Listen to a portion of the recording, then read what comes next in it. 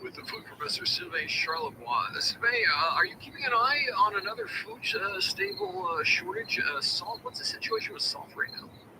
As a matter of fact, I am watching salt. Stable salt, yeah. A lot of people love salt.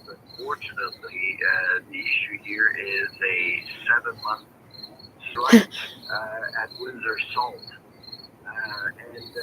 Shut the fuck up. Coming across this video on social media, odds are... I hate you and your share. Fuck.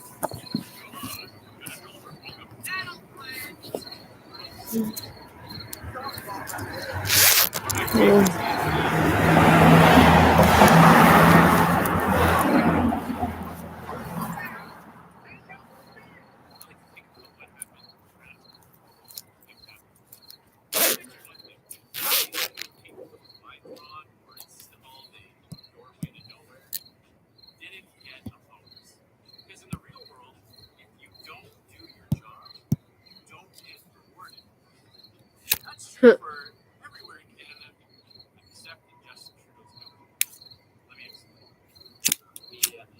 We have recently switched to drinking water bottles out of water out of when we have water bottles out of plastic. Away from plastic towards paper. You're fired! You're fired! I'm going to give you a few examples of the government paying out big bonuses. The government officials literally had one job and they didn't do it. Let's start with the Canada Infrastructure. There might be a reason why you have never heard of it. And that's because it hasn't done anything. It has one job, and that is to increase the number of infrastructure projects in Canada. It's been around since 2017. Over under on how many projects they've actually completed. If you pick 0, you'd be right. They haven't completed a single project in almost 6 years. They get $35 billion. This is so fucking stupid. Unleash all this private sector investment to get things built in this country, and they completely fail. So, what happens in Justin Trudeau's government when you have officials like that? You get a big reward. $7.7 million in bonuses paid out to 100% of their senior management team. That works out to about $85,000 per person. And again, they haven't done anything. They had one job and they didn't do it. Example number 2, the CMHC, Canada Mortgage and Housing Corporation. That's the federal agency whose core mandate is to increase the number of Canadians who own their own home. Well, let's take a look at how they're doing. There is a massive affordability crisis in major cities across Canada, as the dream of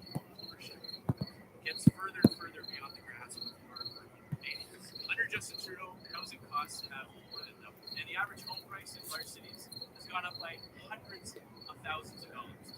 The CMHC has one primary objective. This is from the website. It says they are driven by one goal: housing affordability for all. Now, in the midst of this crisis, the CMHC itself is admitting that new housing starts will go down. In fact, in 2023, there will be 60,000 more homes built than in 2021, just 3 years ago.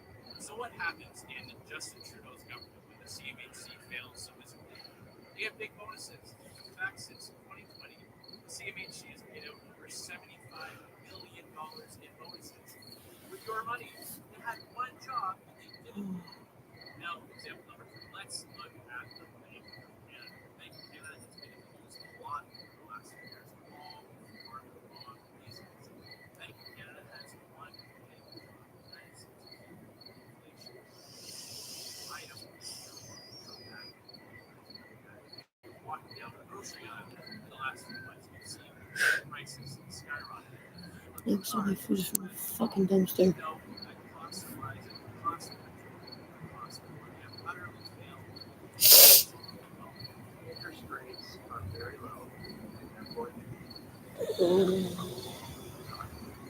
How are they acting this crisis? They're raising interest rates. It's not only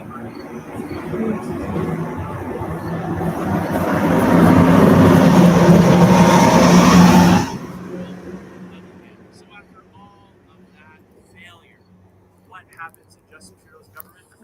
The Bank of Canada gets big bonuses too. $20 million of more money after they utterly failed to do the one thing it's supposed to do. They paid themselves out bonuses. While you're struggling to make ends meet and keep up with rising costs, they're writing themselves big fat checks. They had one job they had to do. But there is one person who is responsible for all of this. The good news is Sure shit ain't you, Vish. those officials know Fuck. you can hold him accountable. Is there anyone who's not a little fucking white bitch weenie boy? Don't do your job. It's time to bring it home. Here, Polya.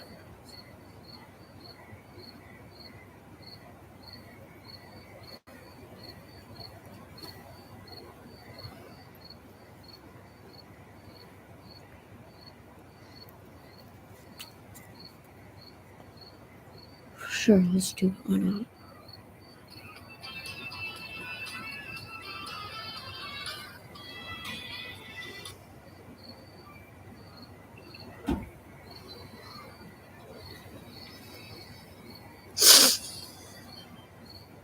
Everybody wants what it is.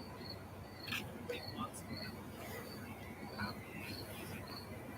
fall in love and have amazing sex and relationships, to look perfect and make money, and to be popular and well respected and admired, and a total baller to the point that people part like the Red Sea when you walk through it.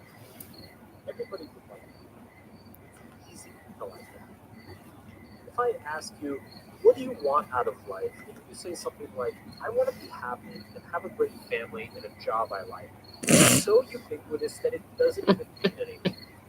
A more important question, a question that perhaps you've never considered before, Oh, is fucking what hear it. pain do you want in your life? What are you willing to struggle for? Because that seems to be a greater determinant You're in how our fucking lives turn sucking out. my existence as a fucking Everybody struggle. wants to have an amazing job. Exist on the fucking ether. Not everybody wants to suffer through 60-hour work weeks long. That seems to be a greater determinant in how our lives turn out. Everybody wants to have an amazing job and financial independence, but not everybody wants to suffer through 60-hour work weeks. I fucking hate you. You're the worst. A more important question, a question that perhaps you've never considered before, is what pain do you want in life? What are you willing to struggle for? Because that seems to be a greater determinant in how our lives turn out. Everybody wants to have an amazing job and financial independence, but not everybody wants to suffer through 60-hour work weeks, long commutes, and obnoxious paperwork, and navigate arbitrary corporate hierarchies and the blasé confines of an infinite cubicle hell. People want to be rich without the risk, without the sacrifice, without the delayed gratification necessary to accumulate wealth. Everybody wants to have great sex and an awesome relationship, but not everyone is willing to go through the tough conversations, the awkward silences, the hurt feelings, and the emotional psychodrama to get there. They view pain as an objectively negative thing to be avoided at all costs, whereas reality is much more nuanced. But most people don't realize this, and so they settle. They settle and wonder, what if? For years and years, until the question morphs from what if to, was that it? And when the lawyers go home and the alimony check is in the mail, they say, what was that for? If not for their lowered standards and Whoa, what the expectations fuck, 4 Jack? years prior, then what for? Happiness requires struggle. Hey, The positive is the side effect of handling the negative. You can only avoid you negative okay? experiences for so long before they Bruh, come roaring why are you back so to life. itchy? At the core of all human behavior, our needs are more or less similar. Positive experience is easy to handle. The negative experience that we all, by definition, struggle with. Therefore, what we get out of life is not determined by the good feelings we desire, but by what bad feelings we're willing and able to sustain. People want an amazing physique, but you don't end up with one unless you legitimately appreciate the pain and physical stress that comes with living inside a gym. Unless you love calculating and calibrating the food you eat, planning your life out in tiny plate-sized portions. People want to start their own business or become financially independent, but you don't end up a successful entrepreneur unless you find a way to appreciate the risk, the uncertainty, the repeated failures, and work insane hours on something that you have. What?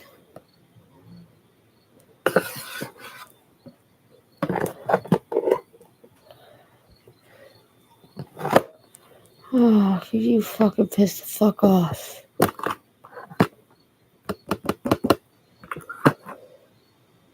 No idea whether it's even going to work or not.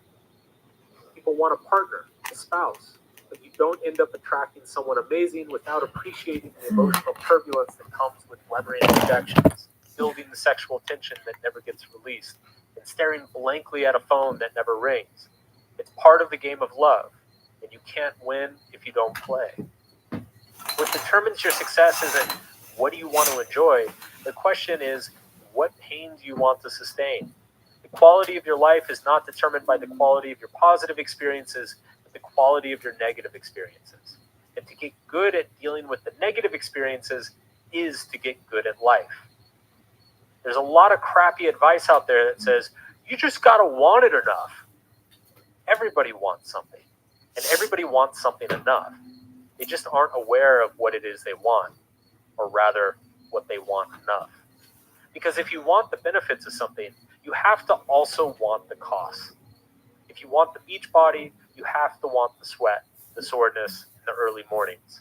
If you want the yacht, you have to also want the late nights, the risky business moves, and the possibility of pissing off one person or 10,000.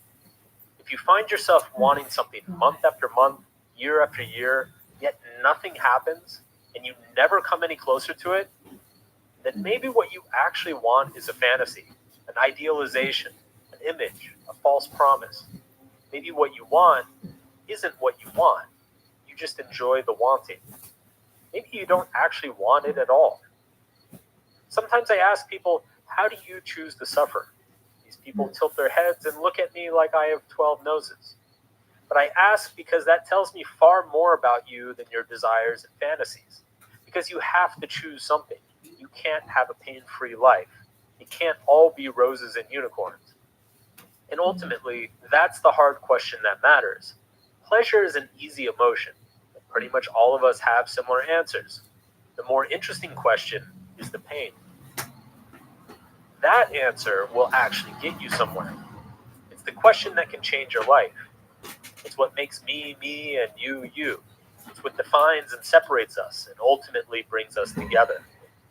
For most of my adolescence and young adulthood, I fantasized about being a musician, a rock star in particular. Any badass guitar song I heard, I would always close my eyes and envision myself up on stage playing it to the screams of the crowd, people absolutely losing their minds to my sweet finger noodling. This fantasy could keep me occupied for hours. The fantasizing continued through college, even after I dropped out of music school and stopped playing seriously. But even then, it was never a question of if I'd ever end up playing in front of screaming crowds, but when. I was biding my time before I could invest the proper amount of time and effort into getting out there and making it work. First, I needed to finish school, then I needed to make money, then I needed to find time, then nothing. Despite fantasizing about this for over half of my life, the reality never came. And it took me a long time and a lot of negative experiences to finally figure out why. I didn't actually want it. I was in love with the result. The image of me on stage, people cheering, me rocking out, pouring my heart into what I'm playing. But I wasn't in love with the process. And because of that, I failed. Repeatedly. Hell, I didn't even try hard enough to fail. I hardly tried at all. The daily drudgery of practicing, the logistics of finding a group and rehearsing, the pain of finding gigs and actually getting people to show up and give a shit, the broken strings, the blown tube amp, hauling 40 pounds of gear to and from rehearsals with no car. It's a mountain of a dream and a mile-high climb to the top. And what took me a long time to discover was that I didn't like the climb very much. I just liked imagining the top. Our culture would tell me that I've somehow failed myself, that I'm a quitter or a loser. Self-help would say that I either wasn't courageous enough, determined enough, or I didn't believe in myself. The entrepreneurial startup crowd would tell me that I chickened out on my dream and gave in to conventional social conditioning. I'd be told to do affirmations or join a mastermind group or manifest or something. But the truth is far less interesting than any of that. I thought I wanted something, but it turns out I didn't. End of story.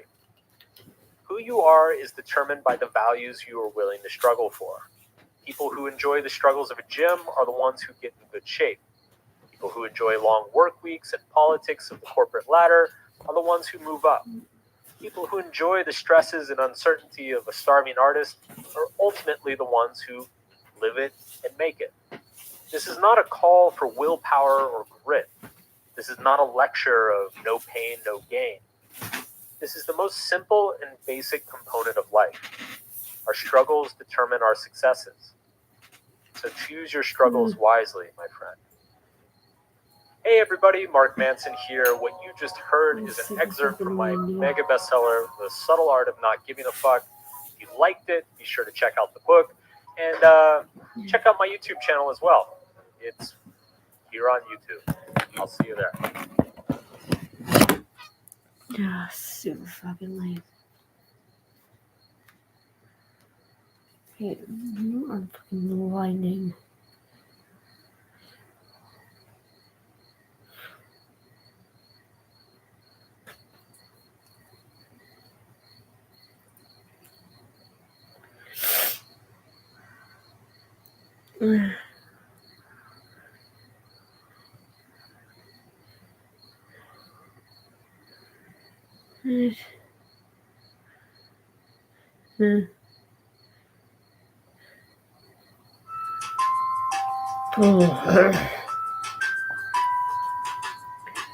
A good mother is someone who loves and nurtures her daughter. She also helps her to grow, mature, and become her own person. This is not, however, what a narcissistic mother does for her daughter. As with most relationships with a narcissist, the mother-daughter relationship involving a narcissistic mother is complicated. Instead of nurturing her daughter, narcissistic mother often seeks to destroy her. There are several reasons for this, but I will discuss 7 of the most common reasons why a narcissistic mother wants to destroy her own daughter. Let's get to it. Number 1, she's jealous of her daughter. Like any narcissist, the narcissistic mother wants all the attention to be on her. Though she demands that her children be perfect, she doesn't want them, particularly her daughters, to outshine her. The tale of Snow White is perhaps the best illustration of this toxic dynamic. In the original version of the story, the Wicked Queen was actually Snow White's mother. She wished for a perfect, beautiful child, and in fact, that child was created from her blood. But the queen was a narcissist, and as her child grew into a younger, more beautiful version of herself, she grew jealous and sought to destroy her. This is exactly what happens between narcissistic mothers and their daughters. My own mother would say terrible things out of jealousy for my youth. I remember she often told me I was ugly and that I would never find someone to love me.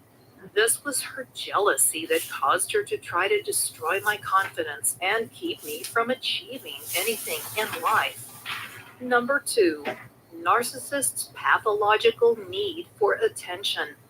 What's really behind the narcissistic mother's desire to destroy her daughter is the narcissist's pathological need for attention. The cause of narcissism is rooted in the failure to develop a healthy sense of self. The narcissist buries their true self out of a deep-seated sense of shame and self-loathing. They construct a false image in its place, but they need external validation to prop up their self-esteem. To get that external validation, they manipulate the people around them into giving them the constant flow of adulation their damaged ego demands. This flow of adulation is known as narcissistic supply, and narcissists live in fear that it will be cut off. They also live in fear that what they believe to be their worthless true self will be exposed to the world. To avoid that, they crave positive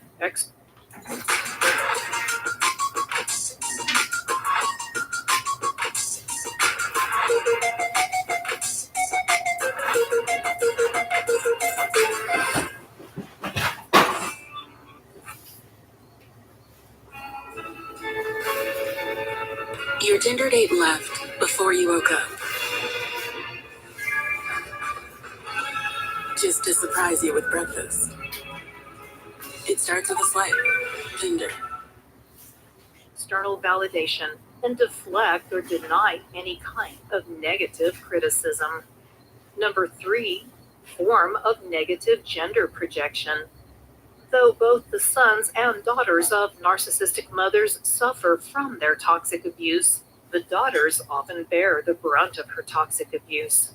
She is the same gender, and she represents a direct threat to the superiority of her narcissistic mother. There are also cultural factors that come into play here. Women often learn that they should compete with other women for the attention of men, as well as for professional advancement and even social status.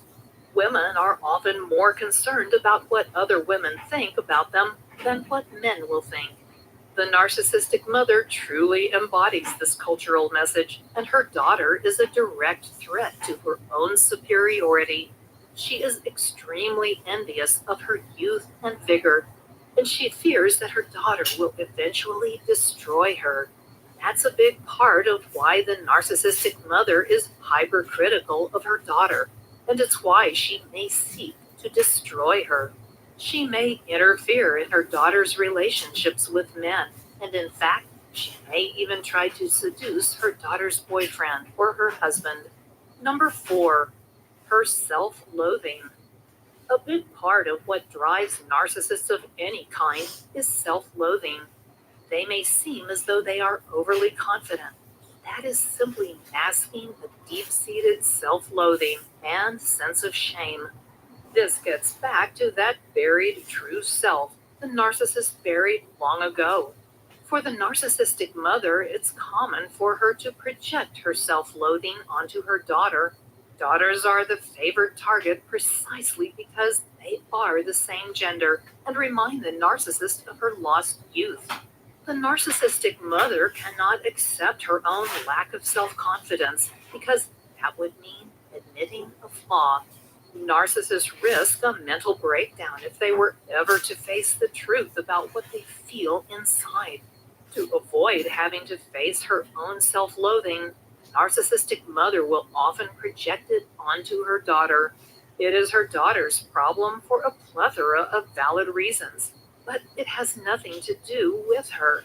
In the process of projecting self-loathing onto her daughter, she destroys her child's self-esteem. She becomes constantly critical of the young girl under the guise of trying to help her. Number 5, wants her daughter to be dependent. Healthy mothers want their children to become independent and fully functioning members of society. This is not, however, what the narcissistic mother wants. She strives to keep her children under her thumb, and this is particularly true of her daughter.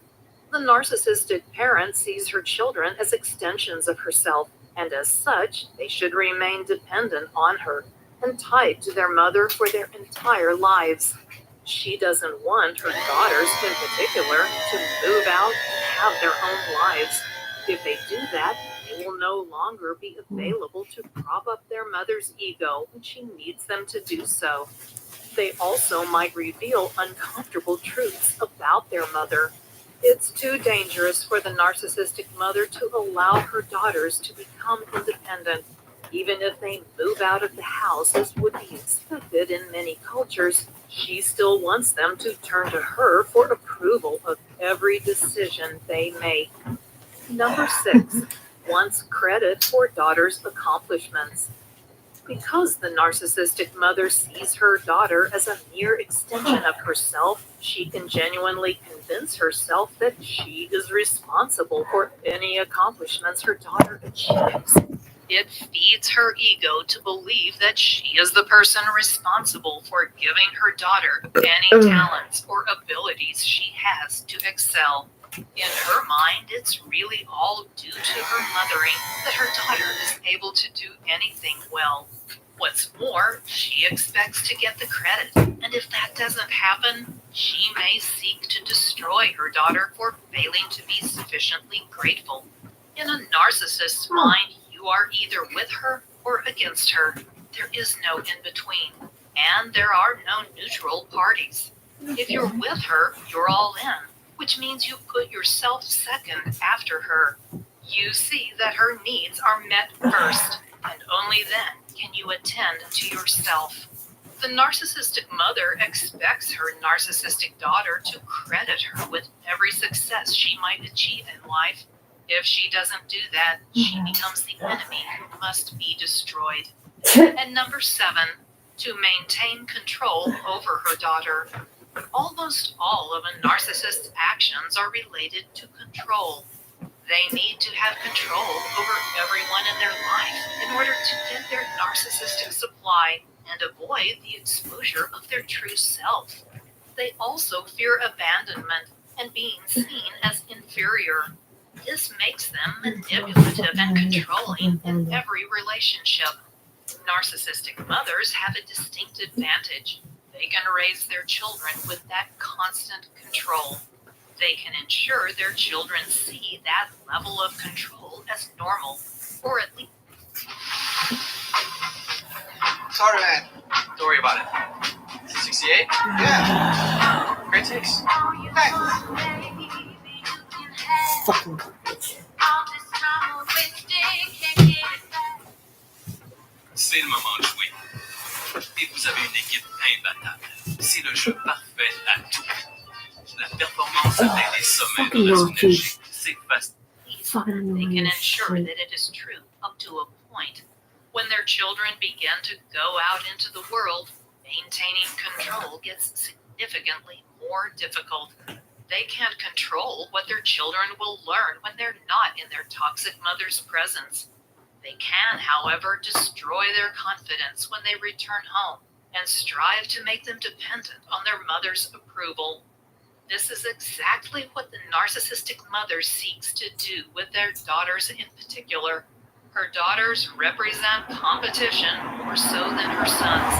That makes them more of a threat, and she feels an added need to squelch any form of independence or rebellion. Finally, mother-daughter relationships are often difficult as the child grows up and develops her own personality. Daughters want to become independent and create their own lives. For healthy relationships, that's normal, and any tensions are forgotten as the child becomes successful and independent. For the narcissistic mother, however, her daughter is like Snow White in the fairy tale, someone who will ultimately expose her mother for the wicked queen she knows herself to be. That is not something a toxic mother can allow. Toxic mothers make good use of emotional triggers, usually triggers they helped create to control and manipulate their daughters. If you're the daughter of a narcissistic mother, you need this free copy of my 5-step roadmap to heal emotional triggers. It can help you heal those emotional triggers so you can stop the manipulation. Just click on the link below this video and I'll send it directly to your inbox for free.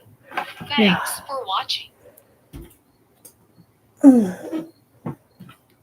Everything in life is free, isn't it?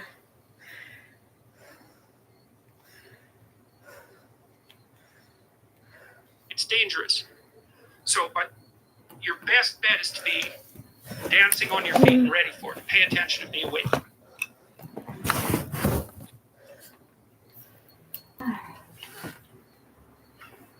One of the things that I've outlined in 12 Rules for Life is a theory of meaning.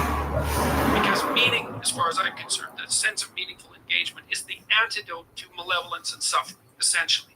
Because you want to have a life that's so engaging that you think, despite the fact that I'm limited and that we're mortal and that life is tragedy and there's evil in the world, despite all that, this is worth doing. And I think that there's a technical meaning that genuinely exists, and that's the meaning that you get when you're in a domain where you have some discipline and some skill. So you're laying out your competence and your ability, but you're simultaneously pushing yourself to develop past where you are. That's really engrossing.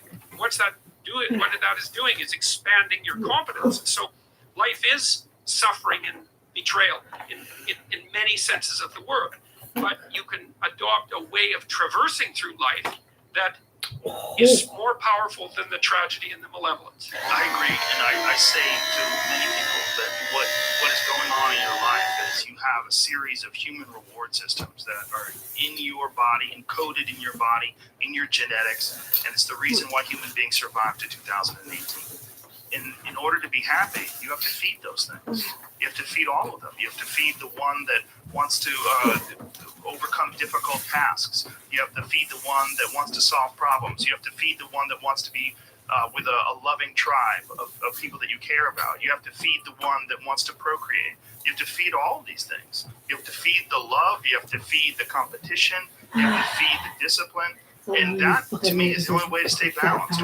With me, with my body and my mind, that's the only way I've been able to stay balanced. And when any of those things get out of whack, I get out of whack. Yeah, well, so part of that is, so imagine this. So imagine that you're this loose collection of all these things that need to be gratified, that need to be fed. It's a perfectly reasonable way of looking at it biologically. Okay, so now you have to conjure up a mode of being that satisfies all those necessities simultaneously. But then, and this is a technical explanation of why the postmodernist insistence that there's an infinite number of explanations turns out to be wrong. An infinite number of interpretations. There's a very finite number of viable interpretations. So the first constraint is exactly what you just said. You have these inner demons, let's say, all of which need to be satisfied. But they need to be satisfied in a very particular way. Not only do they need to be satisfied today, but they need to be satisfied today in a way that doesn't interfere with satisfying them next week, next month, next year, and in a decade. So, because there's no point in you betraying your future self to gratify your present self. It's a stupid game. Okay, so you're constrained by the necessity of satisfying yourself, but of maintaining that satisfaction across time. But then it gets even worse. That's hard enough. But it's like there's an infinite number of yous extending indefinitely into the future, and all of them have to be satisfied simultaneously. But then it's worse because it isn't just you. You have to figure out how to gratify all those internal demons in a sustainable way, in a way that other people not only don't object to, but probably help you with.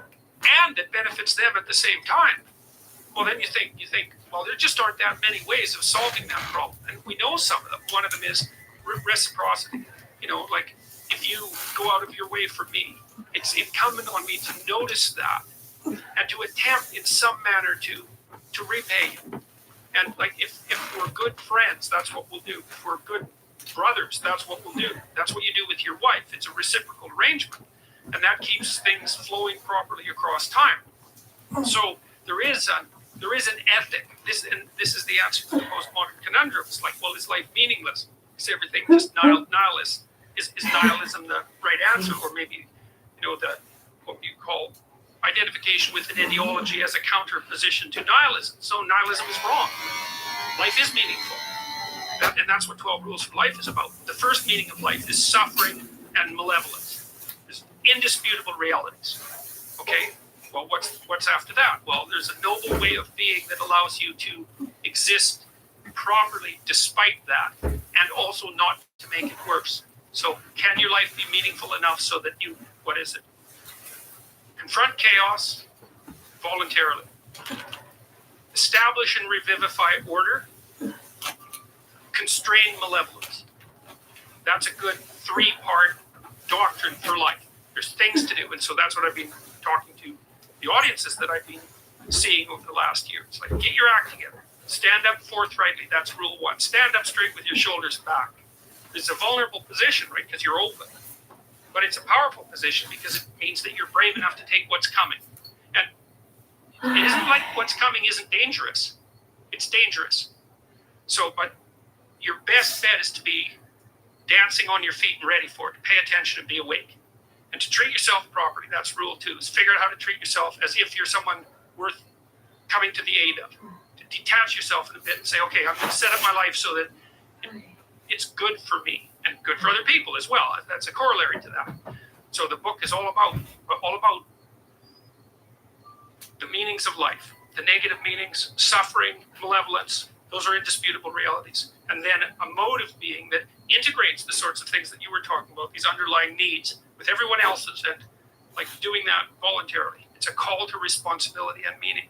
And I actually think it's not the thing that's been so exciting for me for the last 3 decades looking into these things is that Audible is the best place to listen for everyone. We're story people, comedy people, curious people, and people who want something new right now. Audible has the best of what you love. Download now.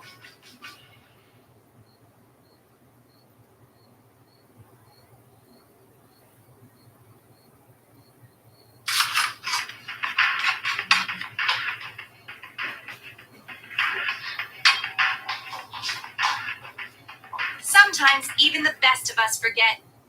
With the Amazon app, you can buy that special something with ease when you're on the go. You can scan items and add them straight to your cart, track daily deals, and for peace of mind, you can track your order to see exactly when it will arrive.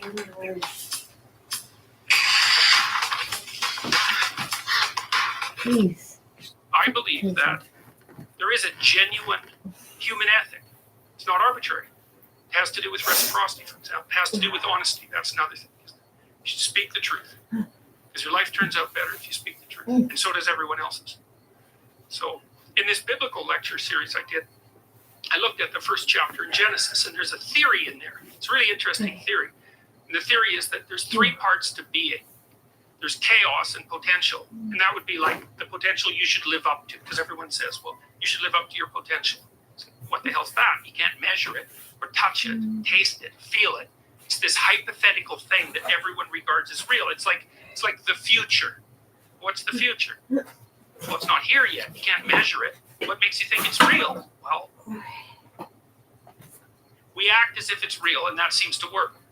There's potential. That's one. That's chaos, chaotic potential.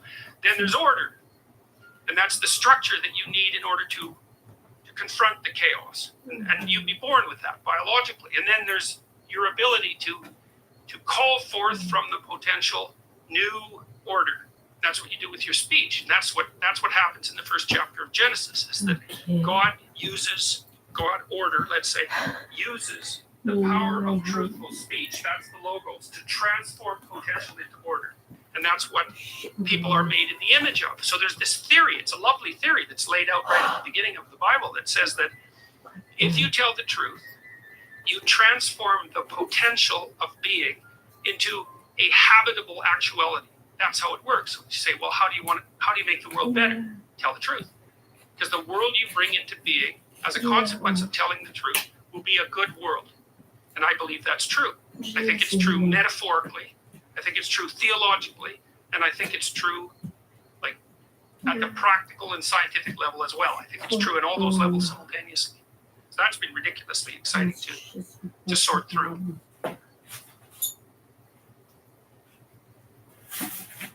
Okay.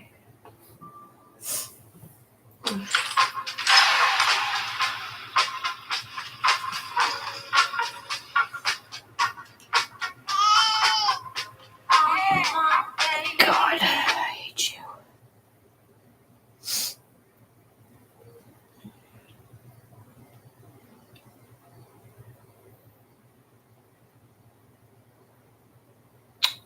You mentioned the 390 deaths on Quebec roads last year. What made last year so dangerous, and what has to change in the mindset of drivers?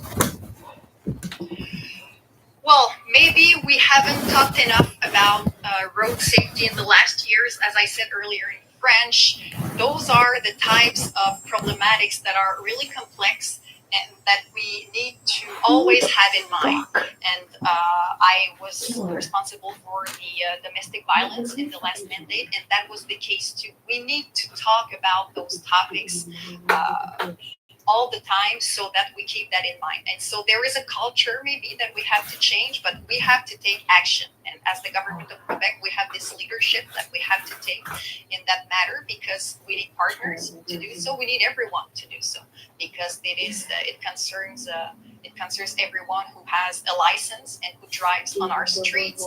But we had this responsibility to take a certain leadership, and I consider today that we did with this plan of action with more than $180 million in investments, and that's a minimum. And we have 27 measures, of which photoradar, how do you say that? Photo radar. Photo radar, simple.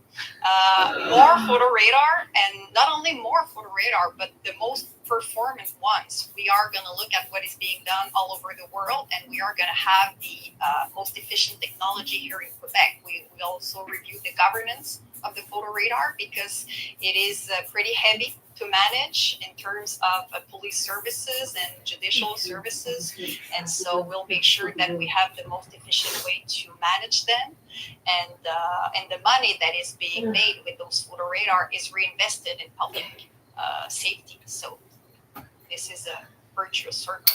Is there one particular measure that you think will have a bigger impact? I think three.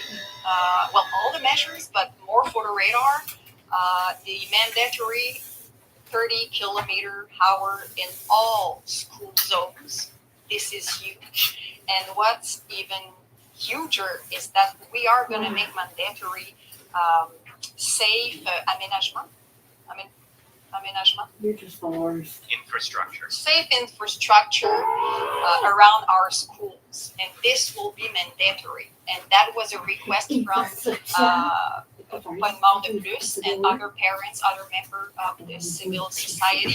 That was a request that I was asked regularly, and so we put that in the plan, and that will change a lot the way that we will circulate around our schools, and we will be more efficient to protect our children. There doesn't seem to be a lot of short-term measures announced today. You seem to be announcing that you're going to announce projet de loi. I'm just wondering what you say to parents who are worried about their kids who are going to school next week and worried about the safety of the children.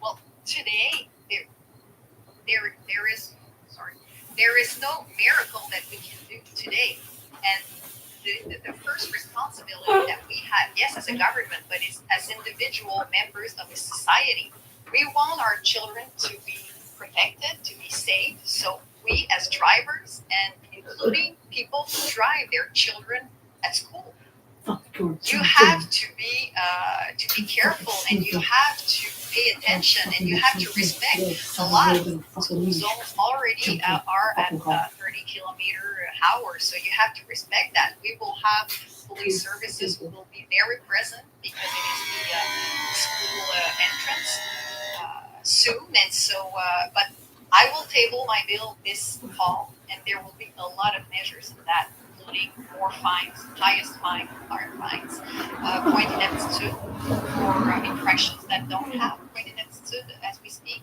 and there will be a lot of stuff in that bill, and so we will make sure that we send a clear signal as a government that vulnerable people have to be protected, and we will make sure that they are. Alicia Hill from Global News, just playing off my colleague's question. In Montreal specifically, also we have Vision Zero that was implemented a few years ago. So, the 30 kilometers an hour we have at most schools already here in Montreal. So, any of these measures that you're presenting today, also in the short term, that you hope will make an impact in the short term, specifically in the Montreal area? In Montreal, well, as I said, in the short term, there will be this bill. So I just answered about that. And the fact that we make mandatory the way that we organize our infrastructure, it is major. You can ask the FQM and UMQ who are here today represent municipalities. This is not simple. When you say you have to make sure that every school zone, or for example, a zone around hospital or places that elderly people go to, you have to make sure that those places are safe. This implicates a lot of changes, a lot of projects, a lot of diagnosis of safety in those places, and this costs money. So we also have an envelope just only for one program that is called the TAPU, and that's financed that kind of project, $140 million in the next 4 years, so that municipalities will be able to concretely change their infrastructure and make them safer for people.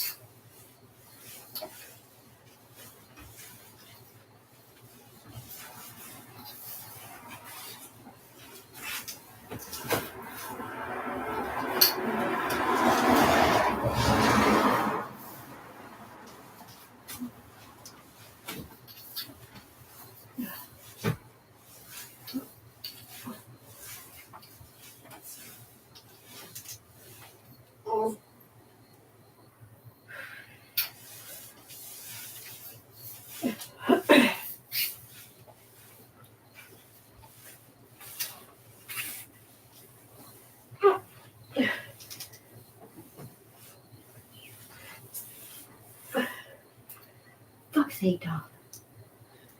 Holy shit.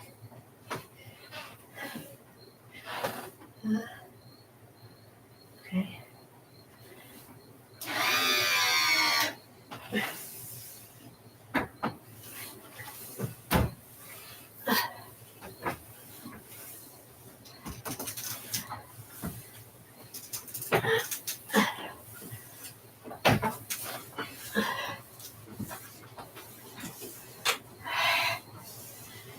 Gross.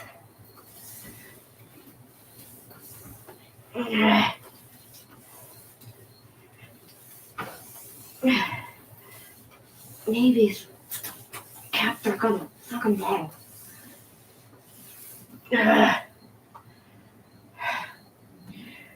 Dipshit.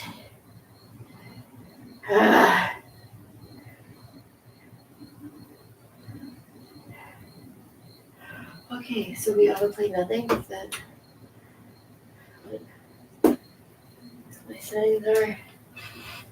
Cool. We'll begin shortly.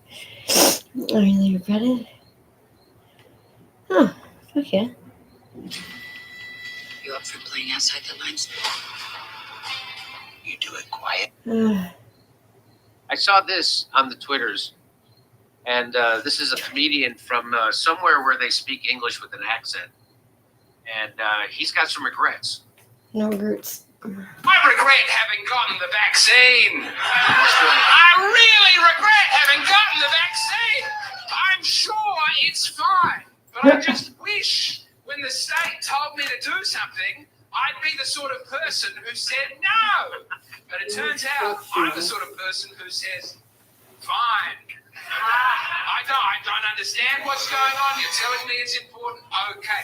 And all they had to do was say, you won't be allowed to go into pubs for like a month. And I was like, put it in me. That's what I'm upset about is that I had a principle temporarily. I don't want, if I was in Nazi Germany, I would have stood up to the regime. I wouldn't stand up to not being able to go to a pub for a month. I would be like, Anne Frank, she's in that attic there. I saw her. It doesn't matter what the point of principle was. The point is I would have been a chill. And that, I have to live with that for the rest of my 3 or 4 more years before I have a heart attack.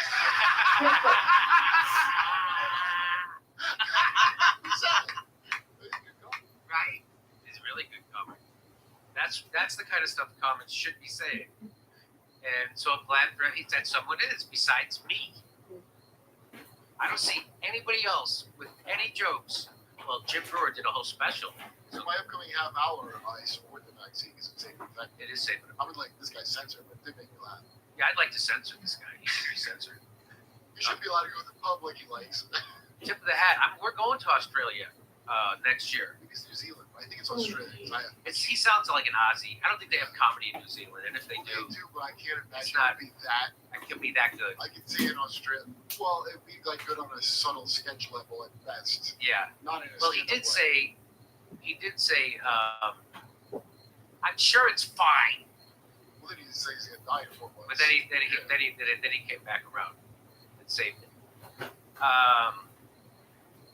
I wish I knew who that guy was. I'm sure nobody in the chat doesn't. I haven't seen yet. Trying to look that too. All right, nice job. Hopefully, I can bump into that guy. Him and Chewbacca when we're over in Australia. Josh lives there? Yes. Chewbacca. And I'm taking a class on Tuesdays about accents. Steph and I are both in the class. It's taught by Andrew. Yeah. And he's great at all of them, but I can't do it. The only one I can do sustained long is the Irish accent. It's all in the front of you. Hello, Kurt, how are you doing?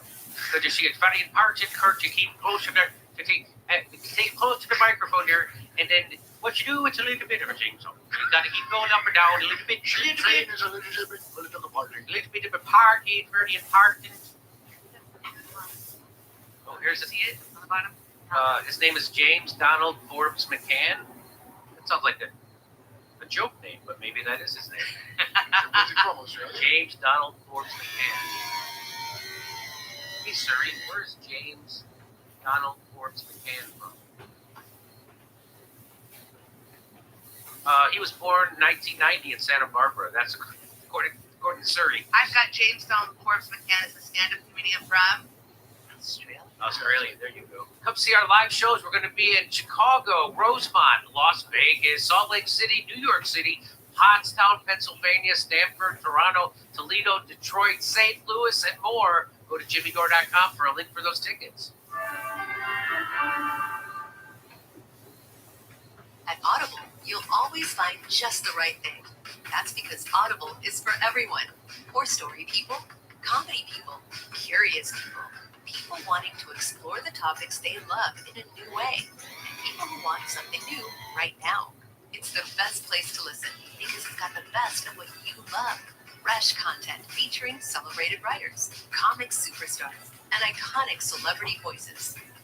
Download now.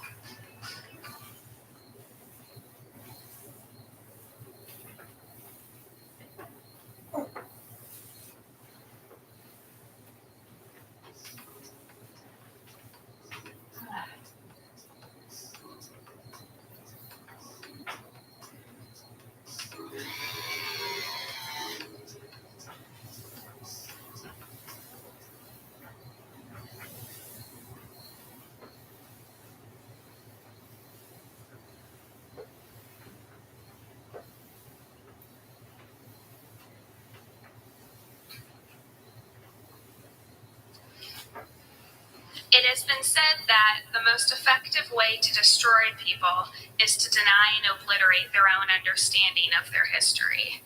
Censorship doesn't protect the vulnerable. It rewrites history to the benefit of the powerful and to the detriment of the people.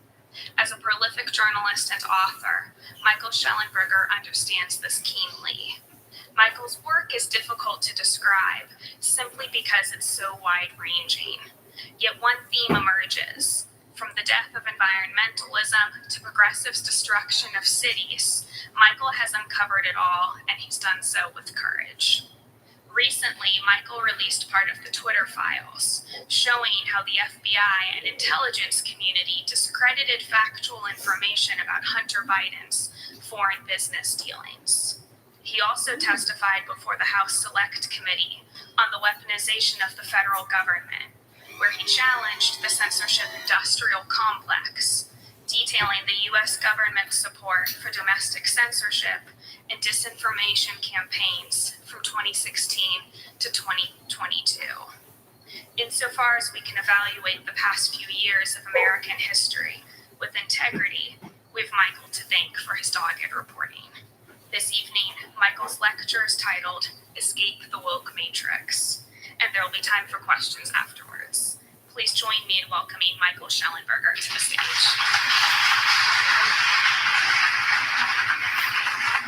Thank you very much. What a great pleasure to be here. You've all heard the news. Climate change is destroying your future. Carbon dioxide is accumulating in the atmosphere. The planet has warmed 1.1 degrees centigrade since the pre-industrial period. Global warming is killing the Great Barrier Reef.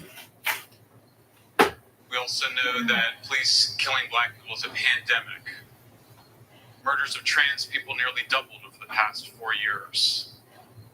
But there's more to this story. Carbon emissions peaked in Great Britain over 50 years ago. Same thing in France, the United States, and indeed, over the last decade, total global emissions declined. Why haven't you read that in the New York Times or the Washington Post? Deaths from natural disasters have diminished to a few hundred a year in the United States, even as the global population quadrupled over the last century. They've declined internationally by over 90%. The cost of disasters everywhere is on decline. Why is nobody telling you that?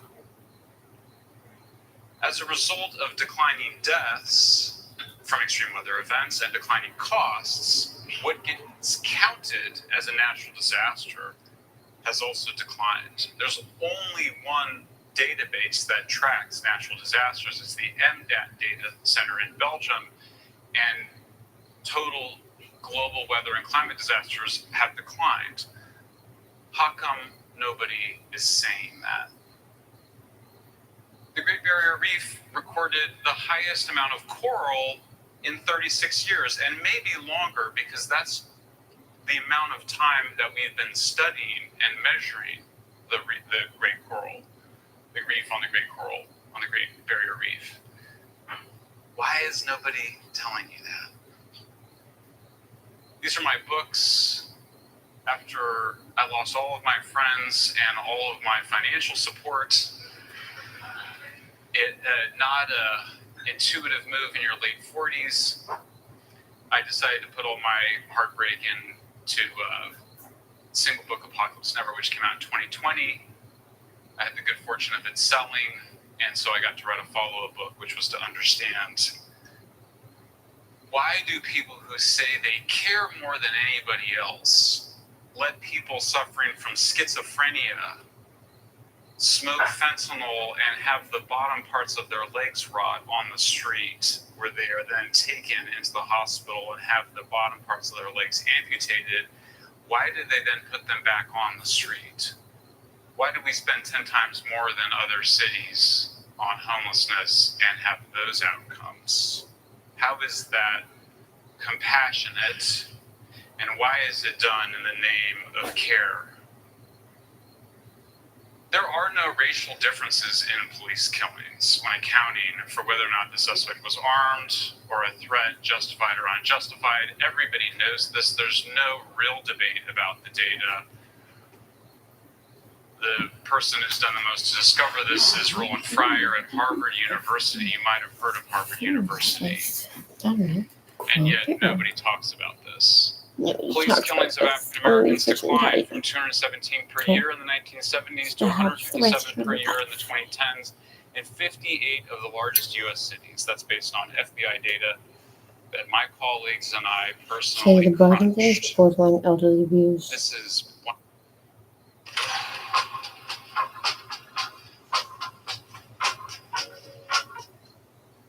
Three reasons why Minimalist Phone helps you spend less time with your smartphone. Number one, no icons. Well, I have a sort of suggestion. That is this. That before we decide either to save the planet or to destroy it, we pause for a moment of silence. I don't mean that kind of grim silence which one observes when somebody says, such and such a famous person has just died, and we'll observe a moment of silence in his honor. Everybody frowns and thinks very serious thoughts. That's not silence at all. I mean real silence. In which we stop. And experience reality as reality is. Because after all, if I talk all the time, I can't do what I want to say. And if I think all the time, and by that I mean talking to yourself not only as psycho-self. If I think all the time, I'm not thinking about it. I'm never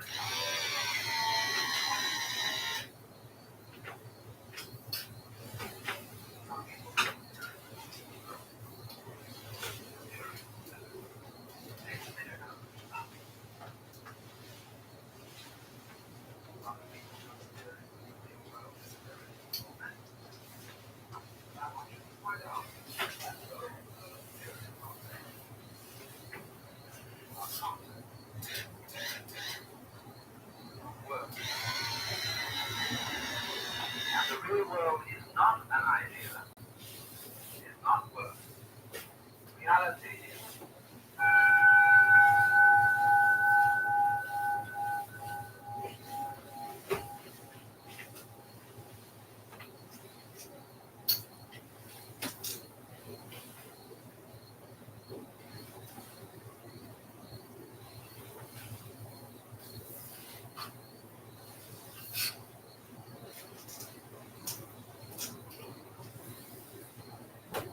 Find therefore that you get with reality all sorts of illusions. And I will mention them that have not this kind of illusion.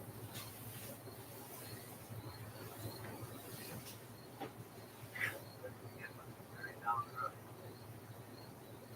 Like money. Money is a very useful method of accounting. It measures wealth the same way as inches are measured length. And grams measure weight. You cannot eat money without spending half of $1 million. And there's nothing to criticize.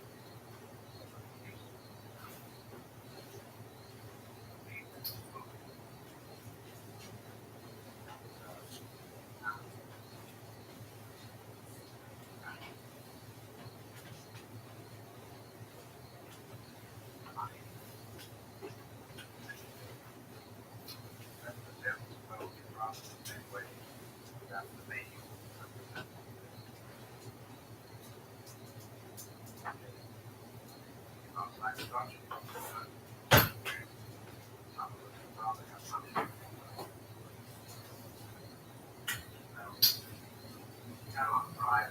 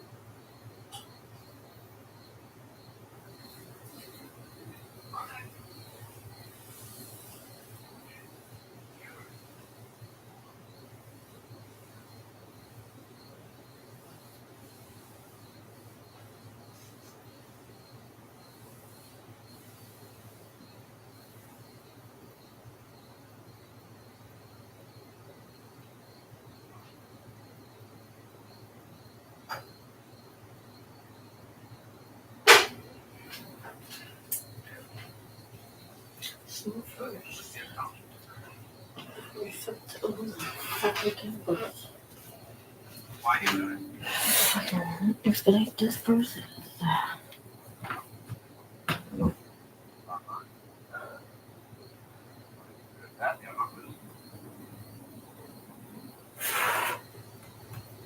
The music is beautiful in that it is a marvelous pattern of sound. It's not beautiful.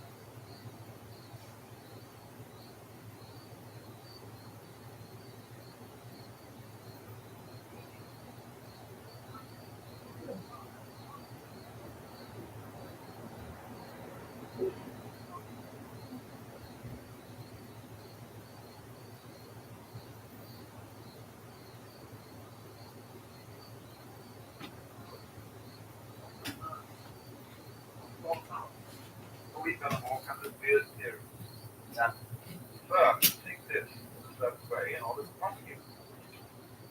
And birds do all this thing in order to lay eggs that are morpholess. And the whole point of that is that there shall be more birds. So the engineering works right.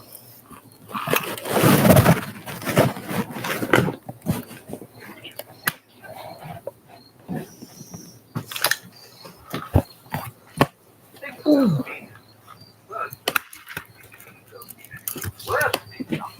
Ow.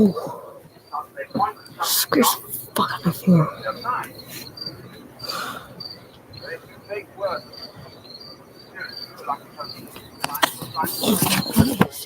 Itchy. I think something is getting hungry. So it can suddenly say, my life has no meaning. The fuck? You're identifying yourself. That's what we do. Yeah, if I would identify myself with Alan Watts, that would be identifying myself with words. It's rather complicated than sure.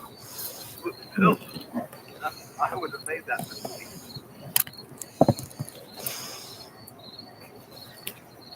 So then,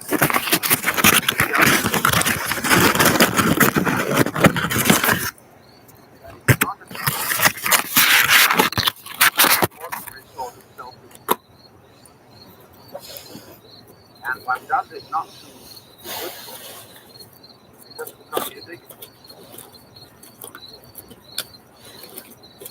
Because at last you find yourself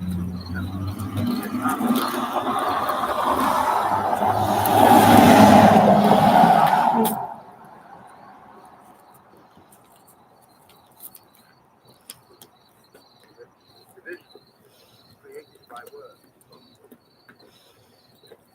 And you point to the division by words. Can you, in other words, touch the difference? You are constantly manifesting all the time. Manifestation isn't like, oh, I'm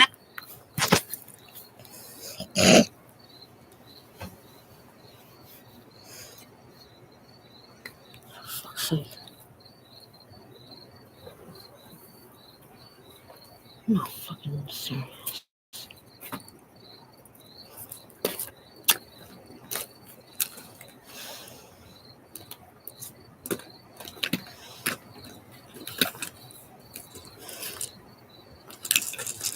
What?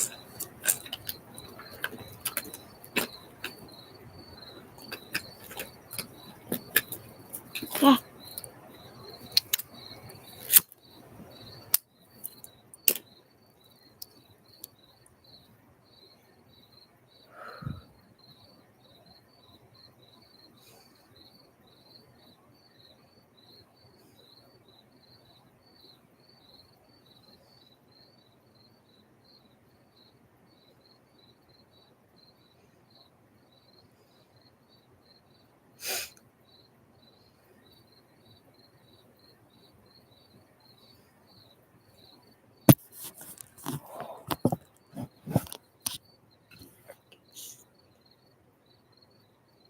Just so fucking stupid.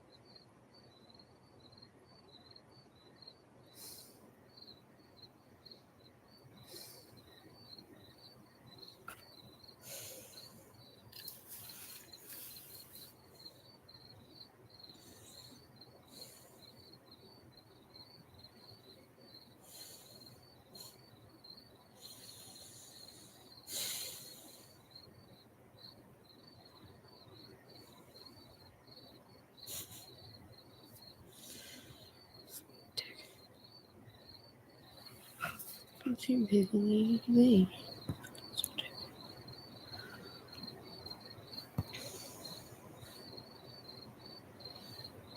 Is that a house phone?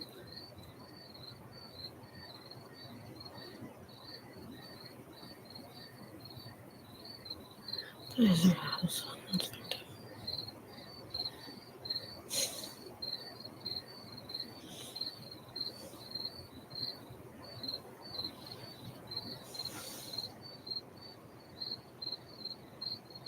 Straight up sound of a house.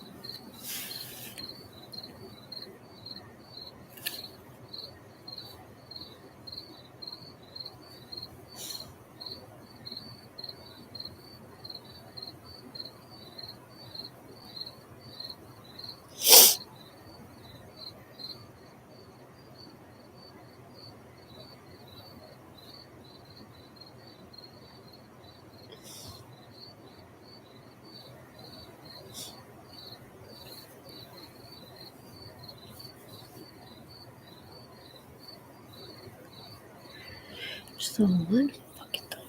Okay. Yep. It's fine. Move around.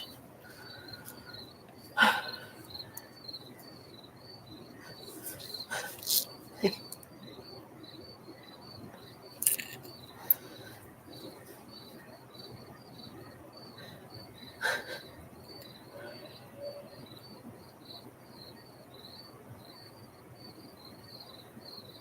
It's so good as my life.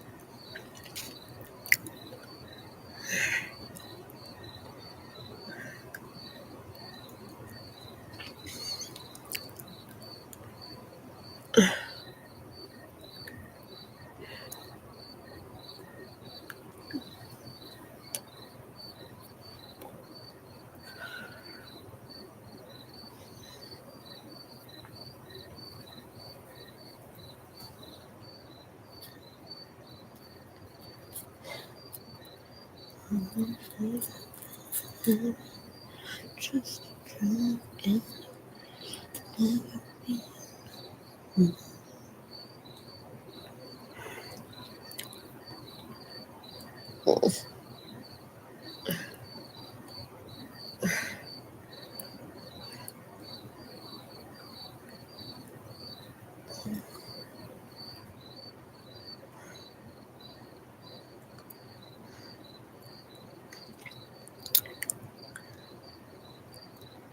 Okay.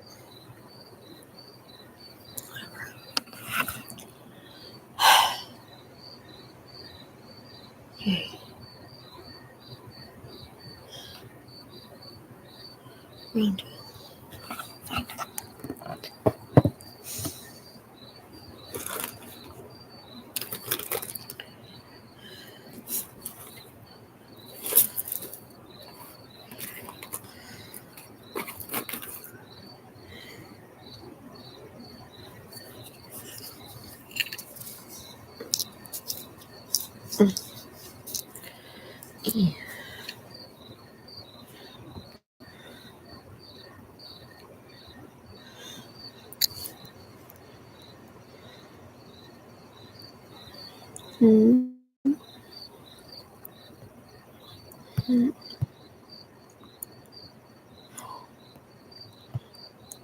two.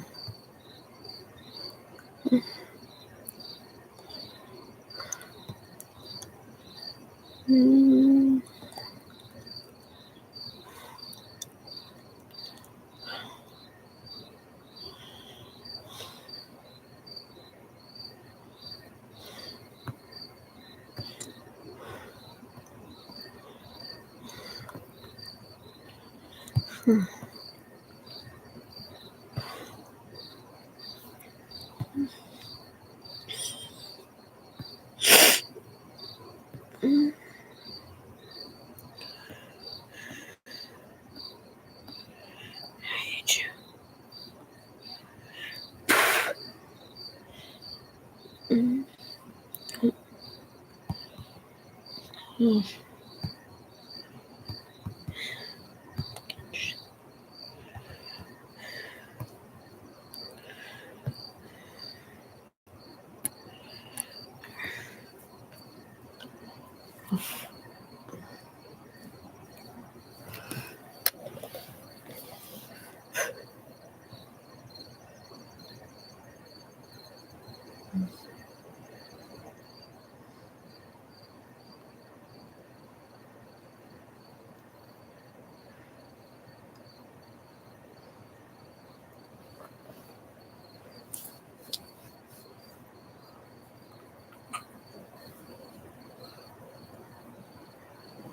Really? Every fucking time.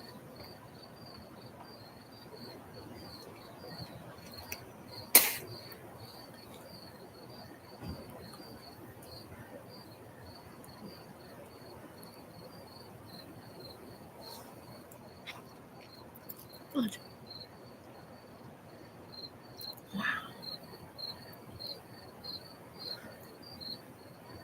They're gonna put all his fucking mail left.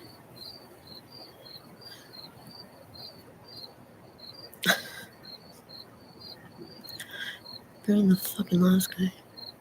Last guy thought fucking broke their fucking glass in the front door.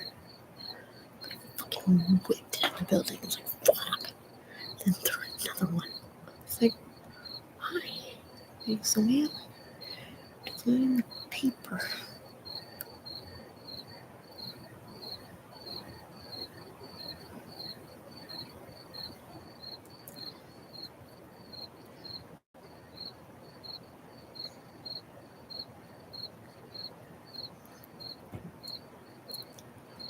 You can do that.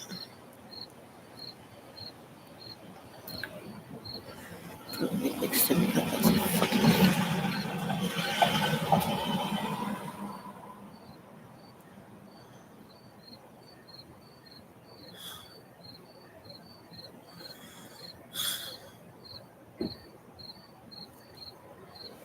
Okay.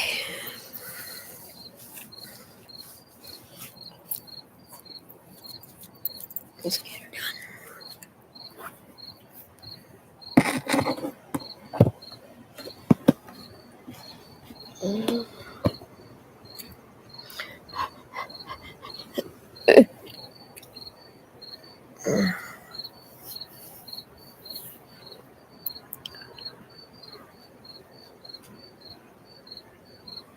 Fucking hungry. All the time. I have to pee. All the time. Hi.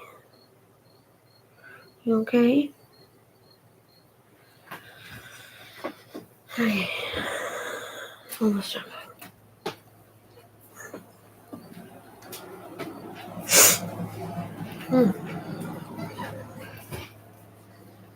It's slightly better.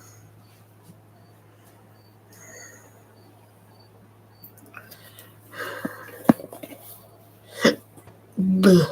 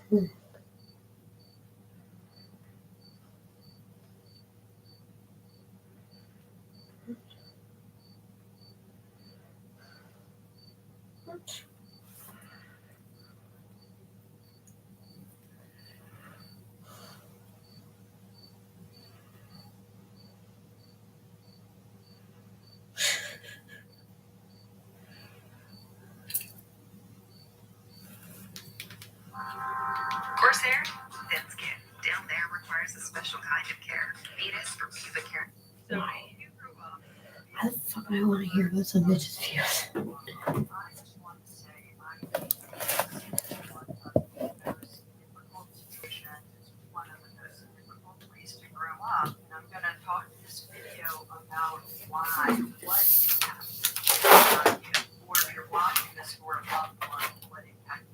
On them, because knowing this, knowing the traits of the narcissist mom, knowing what impact it had on you, can really help you know where the focus is healed forward. It's super important. So when you grow up with a covert narcissist,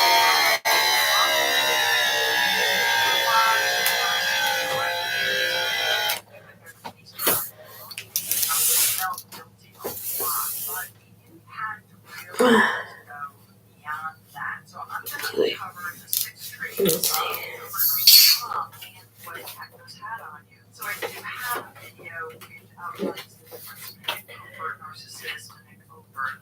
Basically, a covert narcissist is rated like not super obvious. So if your mom was a covert narcissist, this leaves you in a pretty isolated place. You might be aware of it, but nobody else is. So that covert nature makes it very, very difficult to work with. It also leaves you questioning yourself beyond how you might feel like related to a covert narcissist. Now I see the phenomenon of a covert narcissist manifest in many ways. I've worked with tons of people in my psychotherapy practice who grew up with history, and what I began to realize is that very often covert narcissist child in particular to be her supply, right? Like, so when you think about narcissism, the narcissist always needs the supply of attention. So the narcissist needs admiration and look for people who will supply it. So the covert narcissist mom often chooses possibly the most empathetic of the children to be her main supply. So the behavior of that child in particular is way more extreme than anything else is manifested, which is why other family members can't be aware of it. The other issue that I've seen is that the partner of the covert narcissist sometimes buys into the whole story. So the father, for example, right? Like, your mom is the best mom in the world. They would die of the subtle and damaging behaviors that the covert narcissist is doing. And other times, the partner of the covert narcissist is just so down themselves, there's no way they could ever stand up and confront the narcissist. All of that contributes is an incredibly toxic environment to grow up in. All right, so one of the overwhelming and most obvious traits of the covert narcissist is that they blame the victim and the martyr ad nauseum. I did this for you. I sacrificed myself for you. I'm the most wonderful mom who's done nothing here for you. And meanwhile, they're sabotaging you in other ways, right? But the storyline, the theme. So one example is I had a client whose mom would periodically give her in wrapped in a diet pills, which is so insidiously damaging for so many reasons. But if my client ever complained about it to anybody, people in her family anyway, mom just cares for you. She just wants you to look good to you. Because they bought into the entire narrative of the covert narcissist. And as I worked about in one of my other videos on this, covert narcissists and pay a lot of attention to appearance. So getting great gift, a brat gift of diet. I'm just being nice. I'm just trying to help you. I just want you to be happy. I want fall in love with you. I want you to be your best self. I'm just being nice. Why are you doing this? That's the covert narcissist mom. He was dragged to department store after department store after department store from about, say 6 and hours and hours of shopping. A lot of which was shopping for him and buying him clothes, which he didn't hear about. How did he hear about that? I just spent $100 on you. So it's sort of insidious way of doing things for you that really aren't for you in any way. They're for the narcissist, and even for this client who's very shopping by his mom. She wanted to look good. She wanted to look a certain way because when you have a narcissistic parent, they use you as an extension of them. So how you dress is a reflection of them. And since you're an extension of them, they can control you so they can have you wear what they look like. There's a bit of an aside here, but I think all of those together here. Trait number 2, they never now, this is common to all narcissists, right? Narcissists do not take responsibility for any of the problems in a relationship. Not their fault. You're the problem. So anytime there's conflict, or you grow up with a mom who is blaming you for any conflict, even say blaming you for being upset for something they didn't want, you are at fault. You're the one who's the problem. That's so confusing. Right? Kids from the age of, say, 3 to 9 tend to idolize their parents and to believe everything I will listen. all of this is really Too much chemical.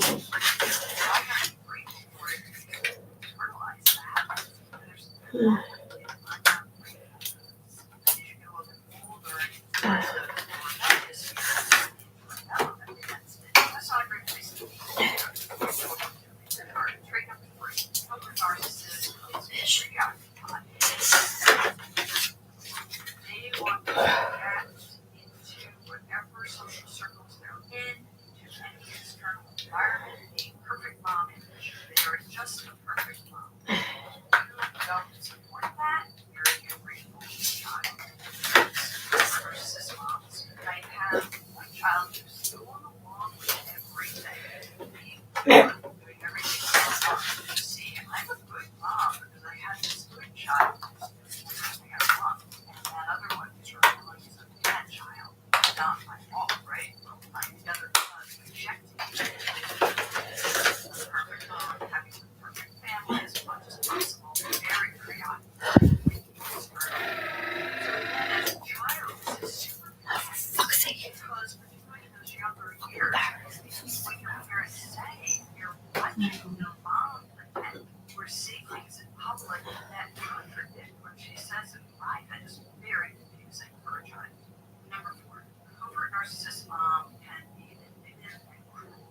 Anybody goes against her. So you learn young not to.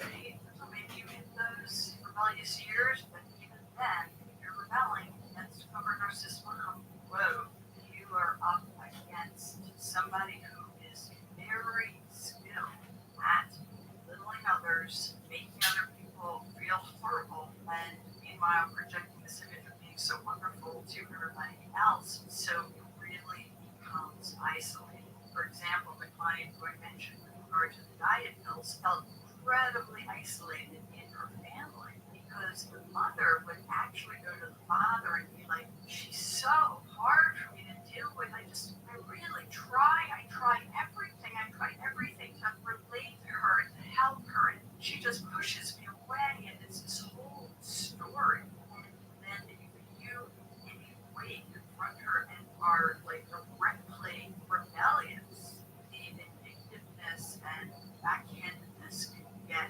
really, really damaging and intense. Part of this vindictiveness is that the covert narcissist also tends to hold resentments forever and will never drop the point. So another person that I worked with who had a covert narcissist mom was very, very involved in her church and her religion, and she wanted all of her children to stay in that church and that religion and be dedicated. And this client of mine had chosen a different path. So every Christmas holiday, when that client would go home, their siblings would get tons of different gifts, tons of different types of gifts. They would get one gift, a Bible, year after year after year. Covert narcissist mom never married. And working with that client, it was like, okay, we have to understand this is coming from a narcissist. She almost can't think differently. So it is horrible learning that this is not really about you.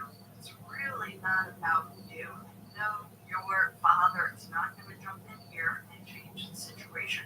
Why? Because she'll be vindictive to him, and he already knows that. He can't stand up there. Your siblings will support her. Everybody will support her. Given that scenario, when you choose, right? There's really a need here. It's a little bit of like, what do you do about this, right? There's really a need here to empower yourself to make choices and make your decisions, understanding that that situation is unlikely to change, and developing your self-esteem separate from that mom and separate from that family system.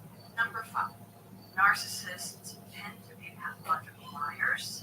They can lie to you and in a way where they're completely confusing and very confused. Over narcissist moms are different. Their lies tend to be things that love the over narcissist mom is that they play the victim and the martyr and nauseum. I did this for you. I sacrificed myself for you. I'm the most wonderful mom and nothing but here for you. And meanwhile, they're sabotaging you. But the storyline is that so one example is I had a client and mom would periodically give her rats even and diet pills, which is so insidiously damaging for so many reasons. But if my client people in her family anyway, mom just cares for you. She just wants you to look good and be happy because they've altered the entire narrative of the covert narcissist. And as I talked about in one of my other videos on this, covert narcissists tend to pay a lot of attention to appearance. So giving you a correct gift of diet pills. I just trying to help you. I just want you to be happy. I want, fall in love with you. I want you to be your best self. I'm just nice. Why are you so angry at me for doing it? That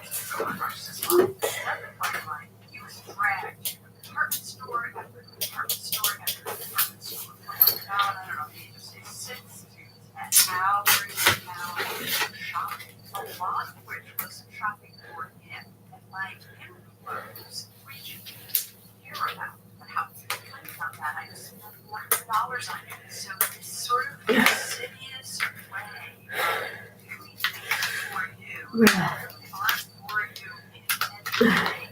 Therefore, the narcissist for this life, right? Shopping my book, she wanted it to look, she wanted it to look a certain way because we have a narcissistic parent being used as an extension of them. So how do you dress is sort of like control you so they can have you wear it. There's a bit of an aside there that I have always never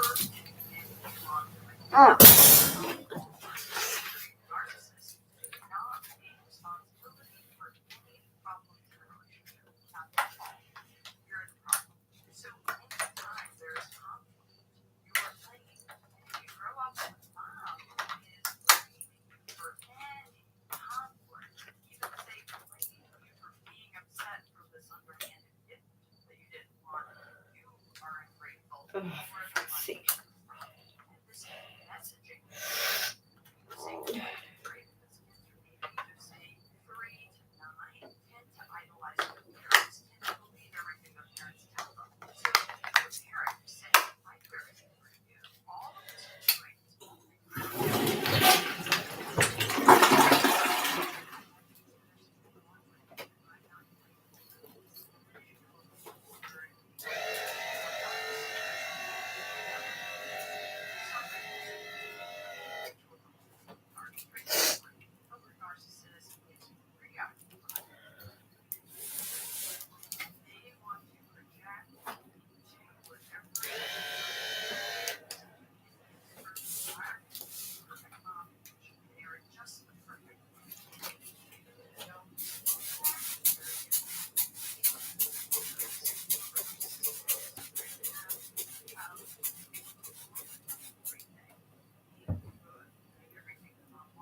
See, I'm a good mom because I had this good child who's doing everything I want. And that other one was not my fault, right?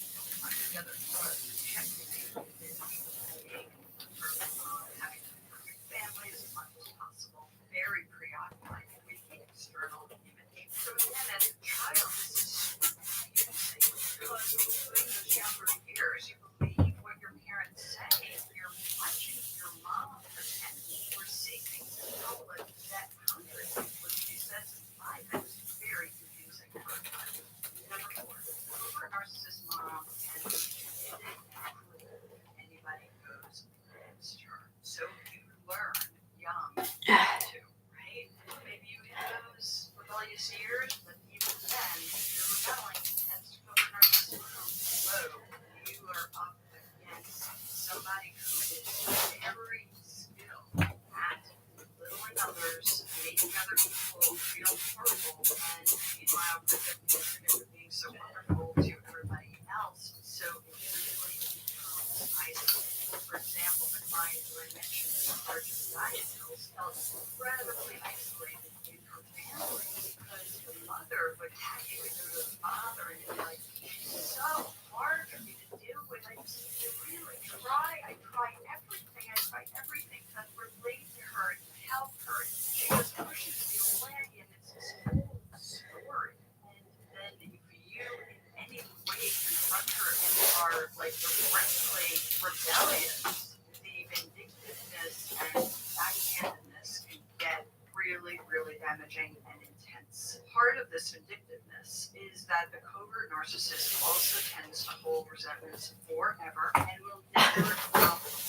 So another person that I worked with who had a covert narcissist mom was very, very involved in her church and her religion. She wanted all of her children to stay in that church, that religion, dedicated. And this client of mine had chosen a different path. So every Christmas holiday, when that client would go home, their siblings would get tons of different gifts, tons of different types of gifts. They would get one gift, a Bible, year after year after year. The covert narcissist mom never married. And working with that client, it was like, okay, we have to understand this is coming from a narcissist. She almost can't think you differently. So it is learning that this is not really about you.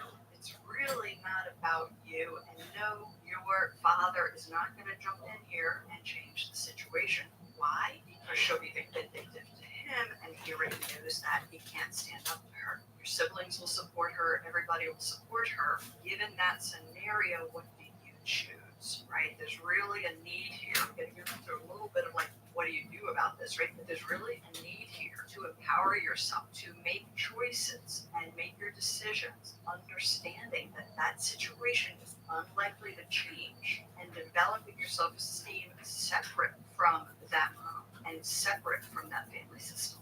Number 5, narcissists tend to be pathological liars. They can lie to you, and in a way where they're completely convincing, and you get very confused. And covert narcissist moms are no different. Their lies tend to be things that make them look good and you look bad, or somebody else look bad. Almost always. You can sort of go through it when you become aware of how much your narcissistic parent lies. You'll begin to see that all of those lies are about protecting my image of being wonderful and putting somebody else down. Because a narcissist can't feel good about themselves unless they're above. Like, they can't, feel okay if somebody else seems to have the upper hand. So they always have to create a scenario. And again, as a child, this just sort of undermines your trust in the world. It undermines your trust in other people, because you realize, like, wow, I can't really tell if somebody's lying or not.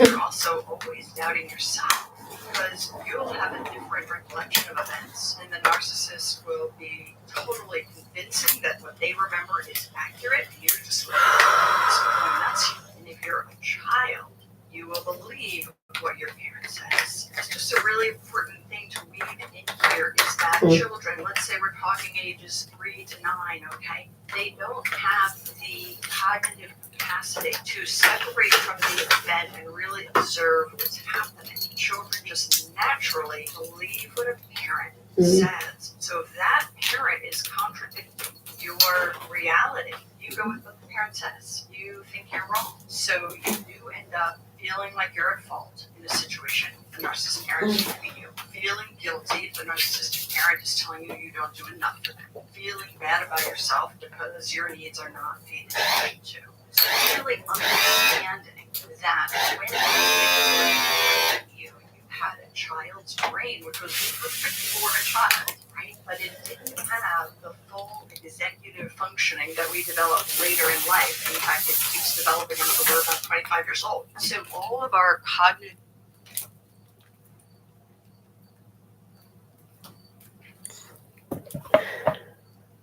reasoning capabilities kick in later. We are largely driven by emotion and sensory experience as children, and our parents are the world.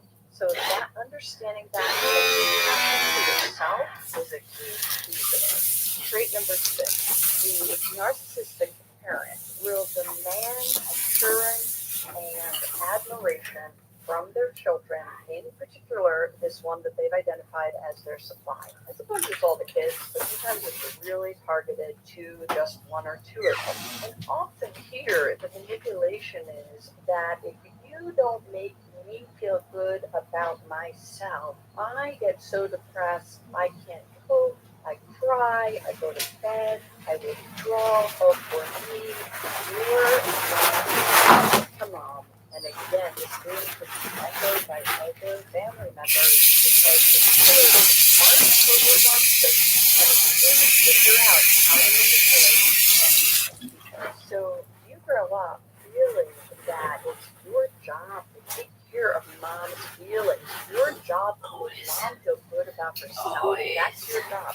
Your needs don't matter, your wants don't matter. And honestly, this is also a Sisyphean task.